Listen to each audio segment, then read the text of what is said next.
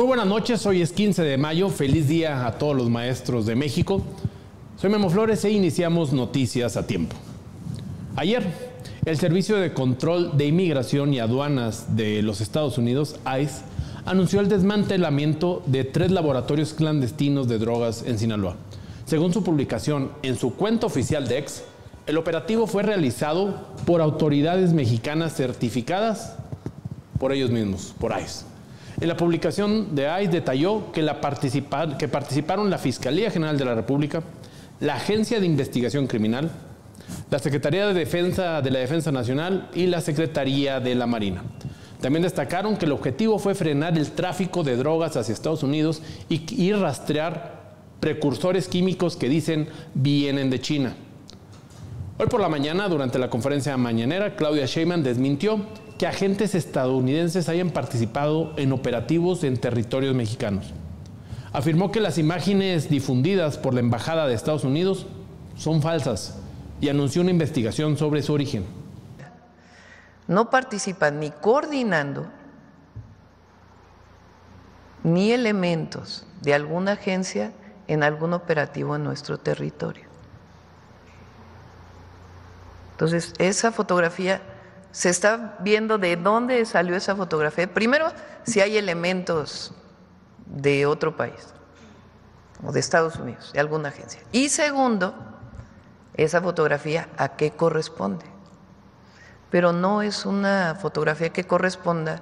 La presidenta Claudia Sheinbaum reiteró que no existe autorización para que agentes extranjeros participen en operativos en suelo mexicano en nuestro país. Y subrayó que cualquier colaboración internacional debe de ser siempre respetando la soberanía nacional y llevarse a cabo bajo los principios de legalidad y respeto mutuo. Por otra parte, ayer por la tarde, la presidenta Claudia Sheinbaum firmó un acuerdo voluntario para impulsar los productos hechos en México, como se los anunciábamos ayer. Esta mañana, el secretario de Economía, Marcelo Ebrard, explicó de qué se trata este acuerdo, que tiene una vigencia de 3 años y el acuerdo busca generar empleos, apoyar a las pequeñas y medianas empresas mexicanas y aumentar la presencia de artículos nacionales en las tiendas, supermercados y plataformas digitales. Marcelo Ebrard anunció que 22 grupos empresariales ya se han sumado a esta iniciativa y se espera que más empresas lo hagan en los próximos días, próximos meses. Uno de los principales objetivos será facilitar que los consumidores identifiquen productos nacionales mediante el sello Hecho en México. Esto en los supermercados. El cambio será notable. El porcentaje de productos con contenido nacional pasará del 50 al 70%, un incremento que se implementará de manera gradual y bajo la supervisión de las propias empresas firmantes. El acuerdo también contempla a las plataformas de comercio electrónico, que se integrarán con campañas promocionales y de comercialización, enfocadas 100% en productos hechos en México. La idea es simple: abrir más oportunidades para emprendedores y negocios locales que venden a través de plataformas digitales. Vamos a ver más productos que dicen hecho en México en todo lo que compramos. Va a ser más fácil de identificar. ¿Esto lleva a qué? A más empleos. Cada vez que compras algo hecho en México, atrás hay una empresa pequeña o mediana o grande mexicana, pero sobre todo empleos. Y por lo tanto estás apoyando los empleos de México, los empleos nuestros. Piensen en eso cada vez que compran algo. Lo que dice hecho en México significa empleos, bienestar. El secretario de Economía, Marcelo Ebrard, aclaró que esto no es una imposición, sino un compromiso voluntario para fortalecer la industria mexicana desde dentro, fortalecer el mercado interior. La Secretaría de Economía anticipó que este esfuerzo tendrá un impacto positivo en el empleo, la formalidad y la percepción del producto nacional tanto en México como fuera del país, como parte de la estrategia denominada Plan México. Y fue hasta el 9 de mayo que la Secretaría de Salud reportó 4 fallecimientos confirmados y 191 casos de golpes de calor a nivel nacional. Las temperaturas de calor 2025 ya acumulan 335 casos relacionados con las altas temperaturas, incluyendo deshidratación, quemaduras ¿En qué estados? En Veracruz, San Luis Potosí y Tabasco. Han sido los estados donde se han registrado las defunciones, 2 de ellas en Veracruz particularmente. La tasa de letalidad asciende a 1.19 según el sistema de vigilancia epidemiológica de daños a la salud por temperaturas naturales extremas.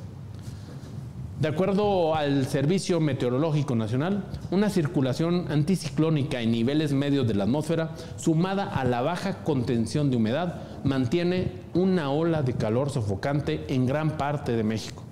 Las entidades más afectadas por esta ola de calor: Sinaloa, Nayarit, Jalisco, Colima, Michoacán, Oaxaca y Chiapas, junto con estados norteños como Durango, Coahuila, Nuevo León, Tamaulipas, San Luis Potosí y Zacatecas. Otras 12 entidades más, incluyendo la Ciudad de México y el Estado de México, no están en los de prioridad en cuanto a las altas temperaturas. El 57% de los casos reportados son por golpes de calor, seguido por deshidratación con 131 reportes y 13 por temas de quemaduras. Jalisco y Tabasco concentran más del 35% del total de los casos. En particular, Jalisco es el estado más afectado, con 41 personas que han sufrido deshidratación, 16 más por golpes de calor y 4 por quemaduras. En el caso de Tabasco, la mayoría de los casos, 48, son específicamente por temas relacionados con golpes de calor. Y como lo dijimos al inicio del programa, estamos a 15 de mayo y el Día del Maestro, miles y miles de docentes de distintas partes del país se movilizaron en la Ciudad de México para exigir mejores condiciones laborales, mejores condiciones salariales y, por supuesto, seguridad social. La protesta fue encabezada por la Coordinadora Nacional de Trabajadores de la Educación y comenzó desde tempranas horas con una marcha hacia el Zócalo capitalino. Se trató de una jornada que incluye paros laborales y plantones como medida de presión contra el gobierno federal. Estamos aquí para exigir, durante tantas mesas que tuvimos con la anterior administración y hoy con la Presidenta de la República, 3 meses, que no hemos tenido respuesta. Al contrario, son muchas peticiones que hemos hecho, exigencias de nuestro pliego petitorio, que entregamos también el 1 de mayo, y que no nos ha escuchado, no ha resuelto las demandas del magisterio, no ha resuelto las demandas del pueblo trabajador, en abrogar las reformas estructurales, en este caso la ley mencionada, que nos tiene lacerando los derechos de todos los trabajadores. Al respecto, durante la conferencia matutina, la presidenta Claudia Sheinbaum fue cuestionada. Respondió que su gobierno mantiene un diálogo abierto con los maestros de todas las entidades de nuestro México. Que entremos a una discusión escuela por escuela, para que lo que decidan los maestros, eso sea el cambio que podamos generar. Ellos han pedido pues, que sea una discusión desde abajo y estamos totalmente de acuerdo, entonces que entremos a esa discusión desde abajo. Esencialmente fueron las propuestas que hicimos y seguir trabajando en la mejora de las condiciones laborales de las y los maestros de México.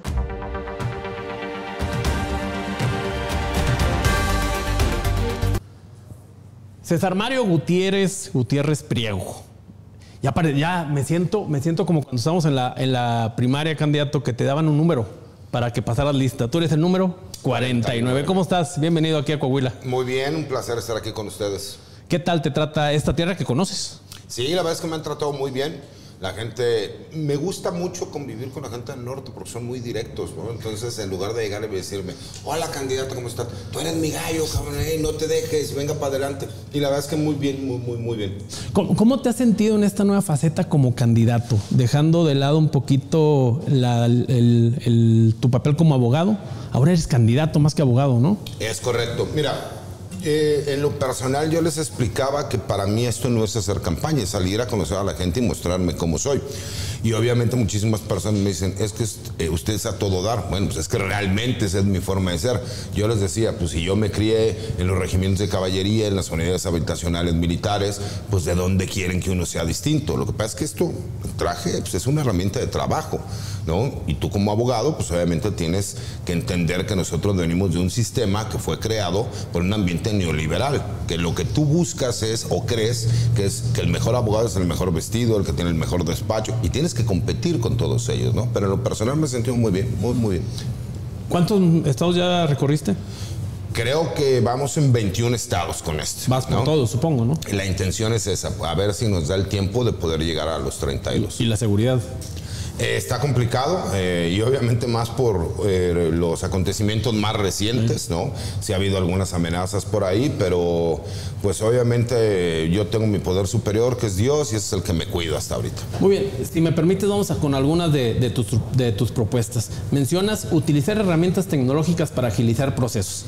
Pero yo te pregunto, ¿qué herramientas o cómo? Mira, lo que pasa es que hay muchísimos lugares en donde a nosotros nos complica el hecho, en grandes urbes o en ciertas ciudades o incluso en lugares de difícil acceso, los juzgados pueden tener, obviamente, las herramientas tecnológicas para que incluso utilicemos la tecnología digital para que puedas llevar a cabo las audiencias.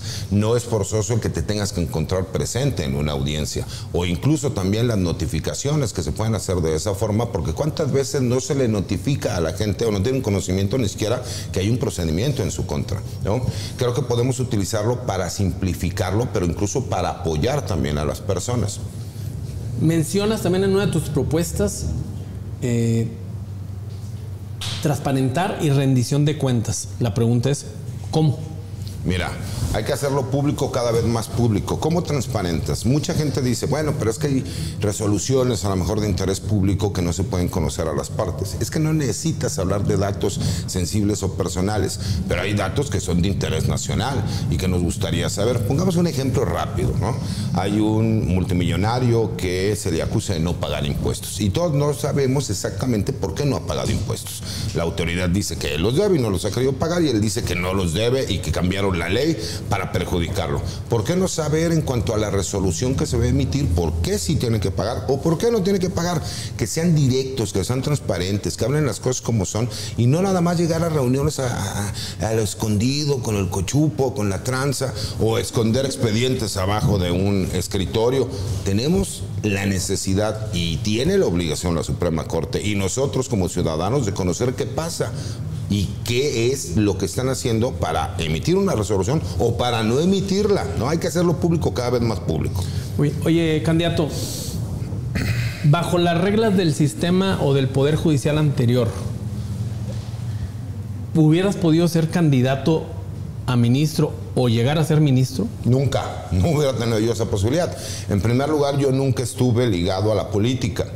Una cosa es que a lo mejor yo sea conocido en algunos medios de comunicación por las especialidades que tengo y porque emito opiniones con columnas y en diferentes programas. Y otra cosa es, yo nunca he participado dentro del Poder Judicial, nunca he trabajado para el gobierno, no pertenezco a ningún partido político. Entonces, pues por supuesto que no hubiera tenido yo posibilidades. ¿Qué te preocupa del proceso del próximo 1 de junio? Que la gente no salga a votar. Si la gente no sale a votar, pues obviamente habrá estructuras de poder, estructuras de partidos, estructuras empresariales o incluso del crimen organizado que podrían ellos estar detrás de alguna candidatura y tratar de promocionarla para que pudiese llegar. Yo tengo por ahí las boletas impresas. Sam, a ver si me pasas las boletas ahí de mi escritorio. A cada ciudadano, en el caso Coahuila, le van a dar 10 boletas, 6 federales, 4 estatales. Hicimos nosotros el ejercicio, yo lo hice directamente en esa simulación que pone el INE, sí, para votar. Me tardé 15 minutos.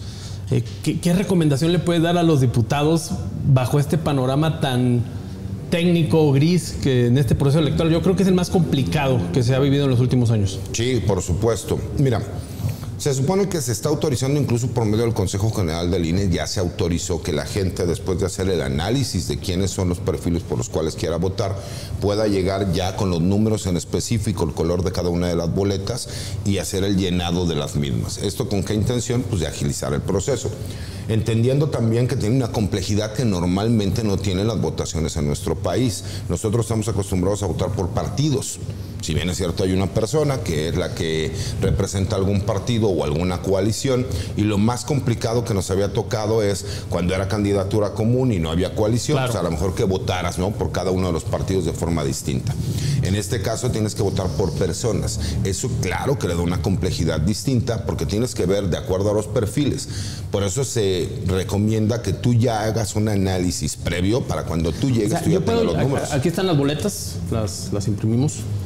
Aquí está la tuya, aquí estás en la parte De abajo, así es. Número 49. Número 49. O sea, yo puedo llegar con mi acordeón y decir, Claro. ¿sabes qué? Las 5 mujeres por las que voy a votar son estas, los 4 hombres son estos. Exactamente. Mira, Eso sí está autorizado por parte del Instituto Nacional Electoral, por medio de acuerdo del Consejo General, y con eso agilizamos los trámites. ¿Por qué nos ayuda? Porque sí, en lugar de que el promedio de voto sea de 15 minutos, podemos Sí, lo tener un bajaron. promedio de voto de 4 minutos. Oye, candidato, ¿y por qué tú eres mejor o por qué la gente debería decidir votar por ti en lugar de estos hombres? Son alrededor de 31 hombres. ¿Por Así qué es. por ti? Mira, yo les estoy ofreciendo algo que a lo mejor es completamente distinto a lo que hemos estado conociendo normalmente, ¿no? Yo lo que les ofrezco es un ministro que va a ser cercano a la gente, que va a decir las cosas cuando no esté de acuerdo, que no pertenezco a ningún partido político, que entonces no tengo yo obligaciones con ningún grupo de poder, y a mí quien me ha traído hasta aquí pues es el ciudadano, el pueblo de México.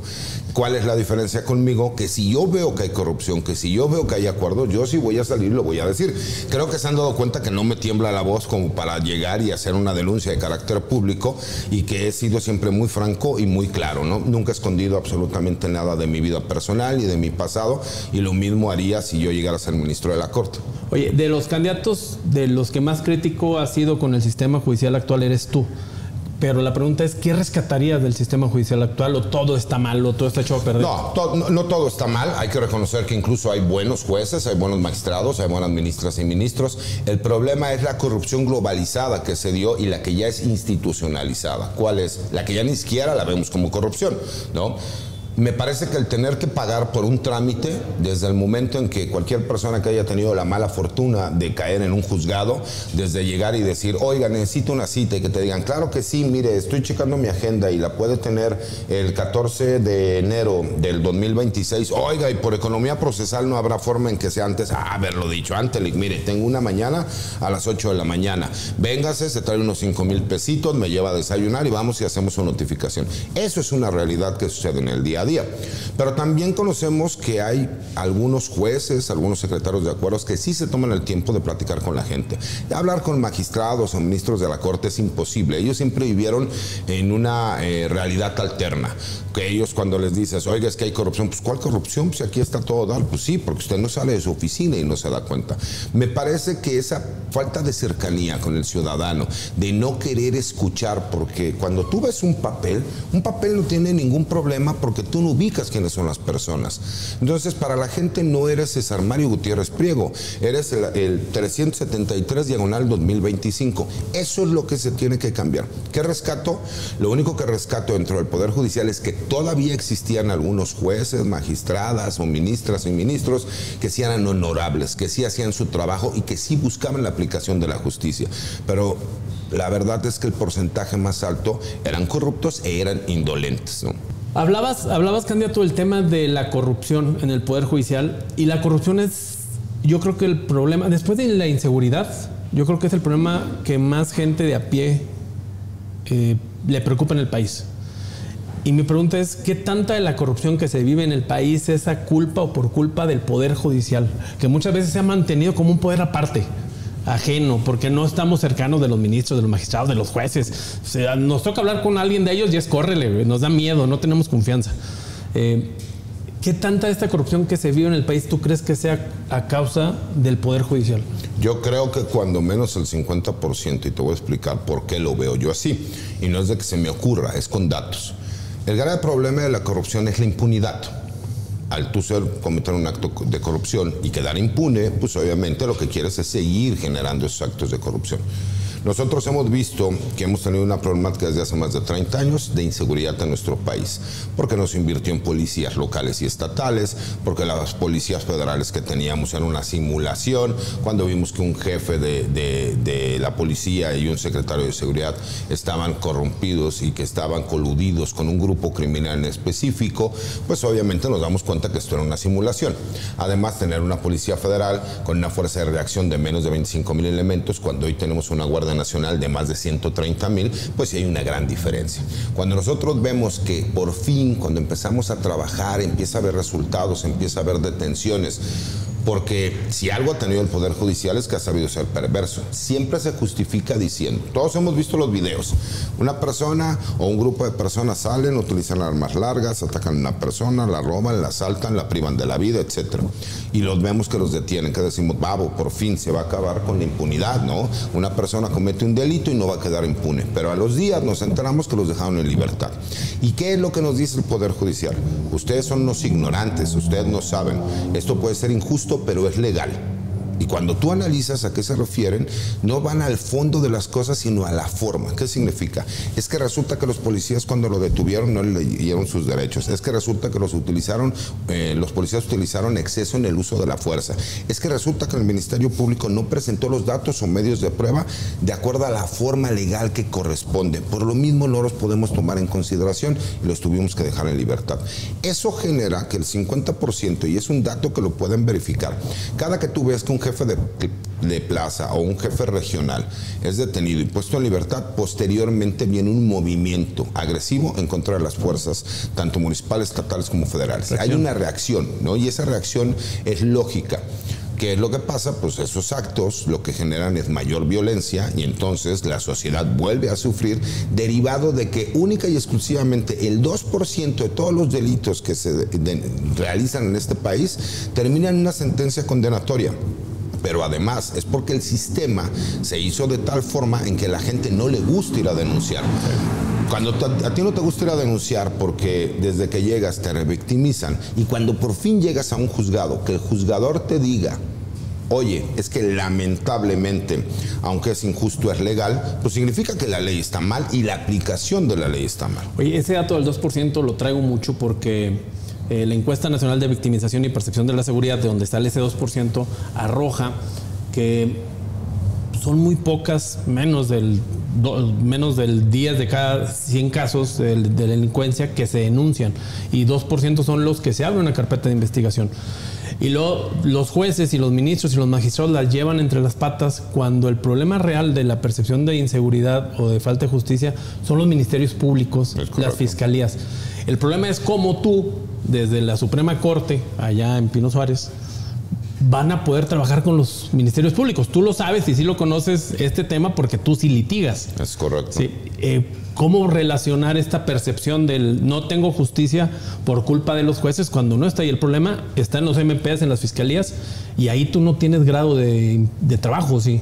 No, ¿O podrías trabajar? No, nosotros no tendríamos que ver porque además las fiscalías son independientes. Pero es la reforma que se viene. Todos sabemos que la reforma tiene que ser una reforma integral. No es nada más. Si tú quieres que la Procuración de Justicia mejore, necesitas forzosamente un mejor Poder Judicial y necesitas mejores fiscalías. Y mucha gente dijo, ¿y por qué no iniciaron por las fiscalías? Porque las fiscalías no iba a tener la resistencia que sí tuvo el Poder Judicial. El día de hoy, en otro milagro que vemos en la política de nuestro país, vemos a jueces, magistrados y ministras y ministros que salen a hacer campaña cuando ellos mismos marcharon en contra y promovían amparos en contra de la reforma. Hoy, al contrario, salen a aplaudirla. Pero ¿qué pasa aquí? Nosotros sí podemos ser muy claros y tiene que ver. ¿Los ministerios públicos pueden tener alguna problemática real? Sí, por supuesto. Eso es una realidad que lo sabemos. El problema es que muchas veces los jueces emiten resoluciones que no tienen que ver con los fiscales. Te voy a poner un ejemplo rápido. Es algo que a mí me tocó verlo, ¿no? Por eso nadie me lo cuenta. Detienen a 2 personas, estas personas privan de la vida a 2 policías municipales y a un guardia nacional. Estas personas son encontradas con armas largas, identificadas por medio de los videos, que ellos fueron quienes detonaron las armas en contra de estos elementos.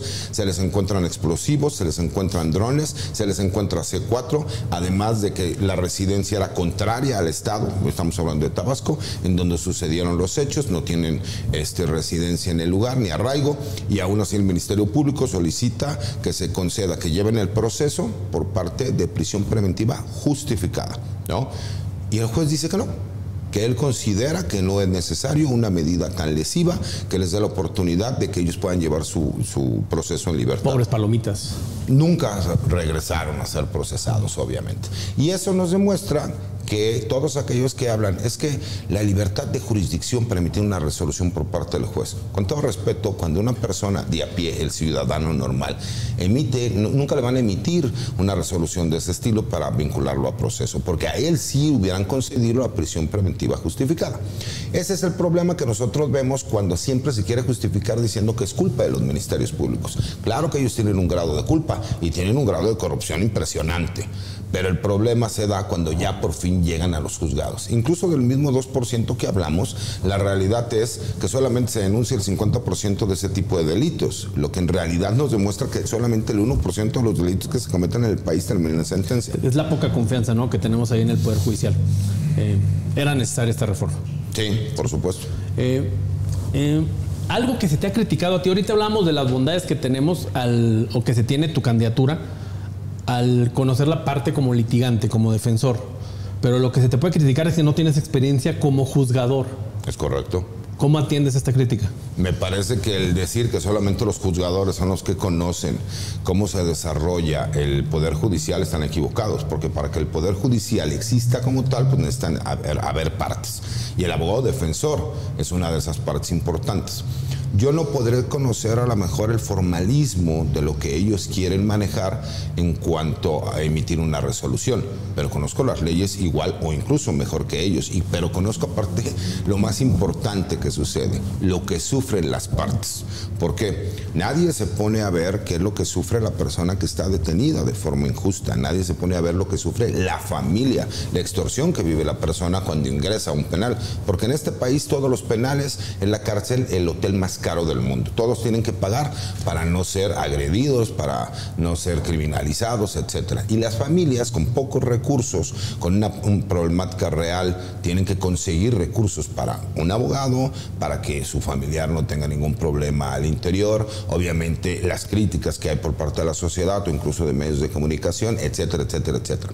Como yo les decía, ellos que no entienden la poca sensibilidad que tiene el juzgador, porque lo único que ve son expedientes, a lo que se está viviendo realmente. Esa sensibilidad que tenemos nosotros, los abogados postulantes, ¿no?, en diferentes materias que se nos conoce como litigantes, creo que incluso nos da una ventaja sobre el juzgador, porque el juzgador dice, pues ¿cuál corrupción? ¿Cuál problema de violación a derechos humanos? Pues claro, aquí desde la comodidad de mi oficina, con mi toga, todo el mundo, su señoría, pues ellos ven una realidad alterna y quieren aplicar únicamente las leyes. Es el problema que tenemos en este país. Cuando decimos, bueno, es que las resoluciones judiciales son injustas, pero son legales, con el debido respeto. Si las resoluciones judiciales son injustas, aunque sean legales, entonces estamos mal.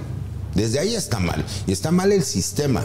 No podemos cambiar las leyes porque no somos legisladores, pero lo que sí podemos hacer es utilizar herramientas jurídicas como la jurisprudencia, como la tesis, como la emisión de resoluciones que ya dejan un precedente. ¿Para qué? Para que se sepa cuál es el concepto legal de lo que se tiene que analizar y juzgar, y no que cada quien se le ocurra juzgar de acuerdo a como le convenga. Y a lo que me refiero como le convenga es, hay resoluciones que realmente no suenan lógicas, son contrarias a la ley. Entonces eso me demuestra que hubo alguna cuestión de carácter metálico y eso nadie lo puede negar. Claro. El 80% de las situaciones o los asuntos judiciales que se atienden en el país son atendidos por los poderes judiciales estatales. Solamente el 20% van y paran a los tribunales federales, lo cual dice que hay una desnivelado en cuestión de trabajo. ¿Cómo van a poder trabajar desde la Suprema Corte de la Justicia? Porque acá en los estados los vemos como que ellos ven otras cosas y no ven lo que pasa en Sinaloa, lo que pasa en Tamaulipas, lo que pasa en Coahuila, que tienen mucha carga de los más asuntos que se tratan en este país. Mira, por eso yo hablo de una política de puertas abiertas. Los ministros no tienen que concentrarse única y exclusivamente con el trabajo que tienen que hacer en el Pleno. Me parece que incluso cada 15 días nosotros podemos salir a la calle. ¿Y a qué me refiero salir a la calle? Puedes ir, por ejemplo, en la Ciudad de México, vas al Zócalo, pones obviamente una oficina de atención ciudadana en donde la gente dirá, bueno, pero es que esa no es una función de un ministro de la Corte porque para eso está la Defensoría de Oficio. Perdón, pero la Defensoría de Oficio es cuando tú ya te encuentras en un problema de carácter legal, en un proceso, ¿no? O en un juicio. Cuando tú tienes la oportunidad de salir, ¿sabes cuántos asuntos se podrían solucionar con un simple escrito, con medidas de solución alternas de conflictos? El poder asesorar a la gente para saber incluso de qué se trata su asunto. Un asunto de tenencia de la tierra, que a lo mejor dicen, bueno, es con el municipio o es con tierras comunales, que cómo lo tengo que manejar.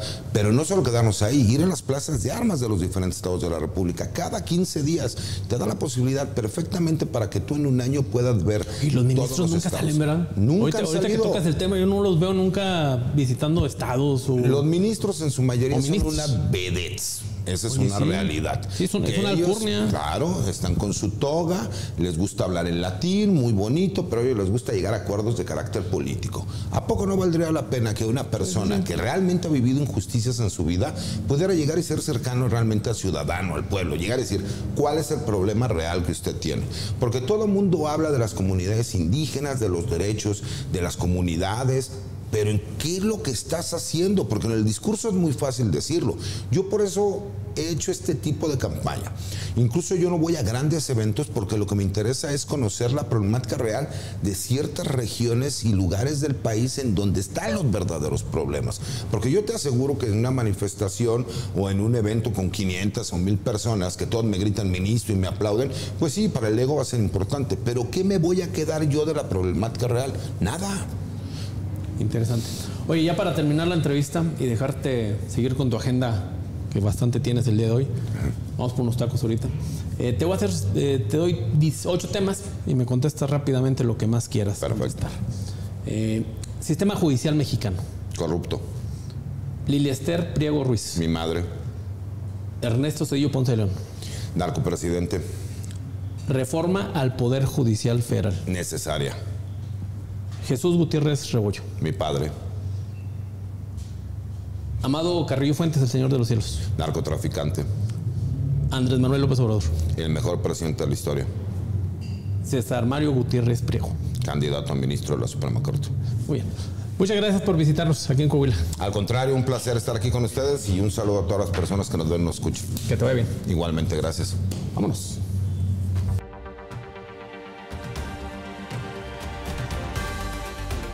Y vámonos con más información de seguridad transnacional. En la primera nota hablábamos de la posible presencia de agentes de la ICE y cómo la ICE difundía el éxito en el desmantelamiento de laboratorios en Sinaloa, y luego la presidenta decía que no habían participado. Pero bueno, la Secretaría de la Defensa Nacional informó que en coordinación con el Comando Norte de Estados Unidos se realizan patrullajes espejo en la frontera común entre ambos países. Esto lo difundió a través de redes sociales, donde la dependencia mexicana detalló que este tipo de operativos han arrojado resultados positivos tanto para México como para Estados Unidos, reflejando los resultados en ¿qué? Disminución del tráfico de drogas, disminución del tráfico de armas y una contención más efectiva del flujo de migratorio irregular. El esquema de patrullaje espejo implica que ambas naciones despliegan elementos militares en paralelo, cada uno en sus respectivos lados de la frontera para fortalecer el control y la vigilancia sin traspasar los límites territoriales. Por su parte, el Comando Norte del Ejército de los Estados Unidos también destacó la efectividad de estas acciones, las cuales se han enmarcado en una estrategia bilateral de seguridad fronteriza que aseguran ha mostrado avances sustanciales. Y ayer hablábamos de la bomba de humo, antier también, la de MrBeast. En más sobre este caso, el Instituto Nacional de Antropología e Historia confirmó que ya presentó una demanda administrativa contra la empresa del famoso creador de contenidos por grabar sin autorización en zonas arqueológicas protegidas. La demanda fue interpuesta contra Full Circle Media, propiedad del youtuber estadounidense conocido como MrBeast, luego de que grabara material audiovisual en Calamut y Chichén Itzá sin contar con los permisos correspondientes. Según el Instituto Nacional de Antropología e Historia, la empresa incurrió en una serie de irregularidades al operar sin autorización oficial, utilizando sitios con fines de lucro y causando daños al patrimonio histórico. El instituto exige la reparación del daño y dejó claro que no se opone a la divulgación del patrimonio arqueológico, siempre que se haga apegado a la ley y con respeto a los procedimientos establecidos, subrayando además que el uso comercial no autorizado de estos espacios contradice las normas que protegen el legado cultural mexicano. Sin embargo, Esta nueva versión contrasta con la que el propio INAE había declarado al inicio de este escándalo, cuando aseguró públicamente que el influencer sí contaba con los permisos necesarios y que todo estaba en regla. Por su parte, la que salió en defensa del youtuber MrBeast, fue la gobernadora controvertida de Campeche, Laida Sansores. Aseguró que los permisos fueron tramitados y autorizados por el propio INAE y que incluso personal del instituto estuvo presente durante la grabación. A través de su cuenta oficial en X, dijo que el creador de contenidos no cobró ni un solo peso por su video y agradeció su visita, destacando que la producción dejó una derrama económica directa para las comunidades locales y una promoción turística global para su estado, particularmente para Calakmul. En información relacionada con la controversia por el tema de los aranceles y la renegociación del Tratado de Libre Comercio, el gobierno de México anunció que propondrá la inclusión de un capítulo específico sobre el tema de los semiconductores, como parte de la revisión anticipada del acuerdo comercial que ahora se realizará en el segundo semestre de este año, del 2025. La Secretaría de Economía informó que esta iniciativa forma parte del Plan México y tiene como objetivo atraer inversiones de los principales centros globales de producción, fortalecer la cadena de valor y consolidar a México como un destino estratégico para la industria de semiconductores. Empresas como Cisco, Foxconn, Skyworks, Qualcomm y IBM, así como organismos como la Cámara Nacional de la Industria de Electrónica, de Telecomunicación y Tecnologías de la Información, así como el Consejo Coordinador Empresarial, han expresado su respaldo a esta propuesta. Particularmente los semiconductores son fundamentales para la economía, ya que están presentes en todos los vehículos, en los electrodomésticos, así como en sistemas de comunicación, defensa y tecnologías emergentes. Fortalecer este sector no solo impulsa la innovación tecnológica nacional, sino que también refuerza la soberanía industrial y la competitividad regional de nuestro país. En más información referente a Estados Unidos, y dándole seguimiento a la información del día de ayer sobre el cobro de un impuesto del 5% a las remesas que envían los mexicanos hacia nuestro país, ayer la Cámara de Representantes de Estados Unidos dio un paso importante hacia la aprobación de este nuevo impuesto. La medida ya fue aprobada por el Comité de Medios, con 26 votos republicanos a favor y 19 demócratas en contra, a pesar de los esfuerzos diplomáticos para frenar su avance. El proyecto de ley será sometido a la votación en el Pleno de la Cámara antes del 26 de mayo. De ser aprobado, pasará al Senado para su discusión. Datos del censo estadounidense indican que en el país residen 17.7 millones de trabajadores mexicanos, de los cuales 7.5 millones nacieron en México. Muchos mantienen vínculos estrechos con sus comunidades de origen, lo que se traduce en un flujo constante de remesas. Se estima que esta propuesta podría generar recaudación extra para los Estados Unidos equivalente a los 22,000 millones de dólares en un periodo de 10 años. Actualmente una remesa promedio asciende a $400, con un costo de envío aproximado de $10. Con el nuevo gravamen, el costo adicional sería de $20 por cada envío, lo que sumado a la tarifa actual elevaría el gasto a un total de $30 por transacción. Este monto tendría que ser cubierto por los migrantes que envían el dinero desde Estados Unidos a México.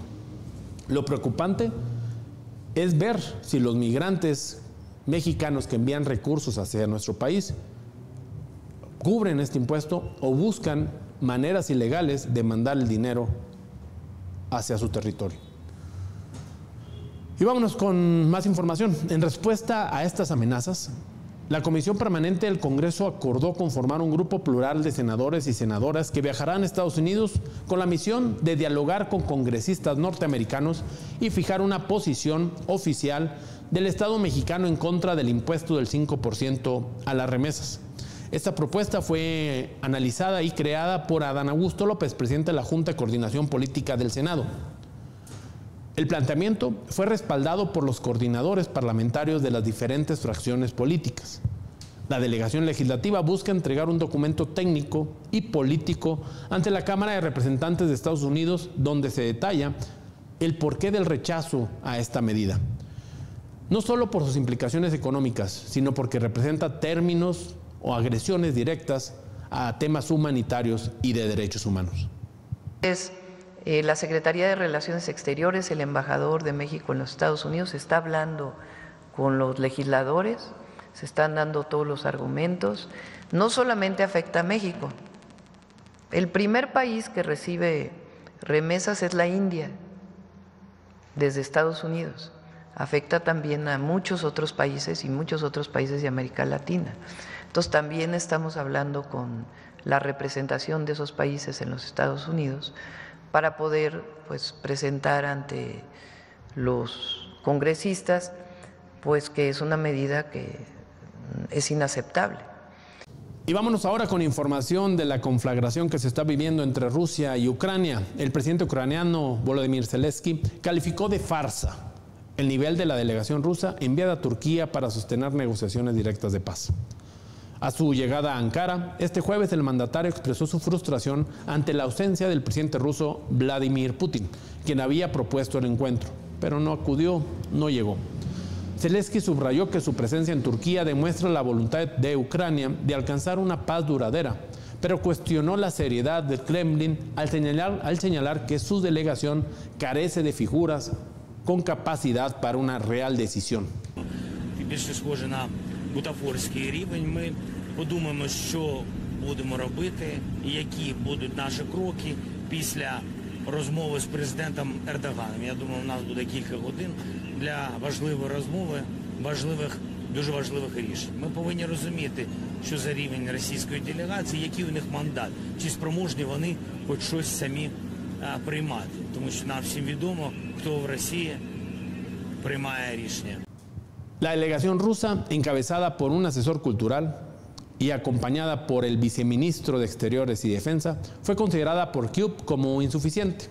Pese a ello, Ucrania envió a Estambul una comitiva liderada por su ministro de Defensa, Rustem Umrov, con el mandato de discutir un alto al fuego.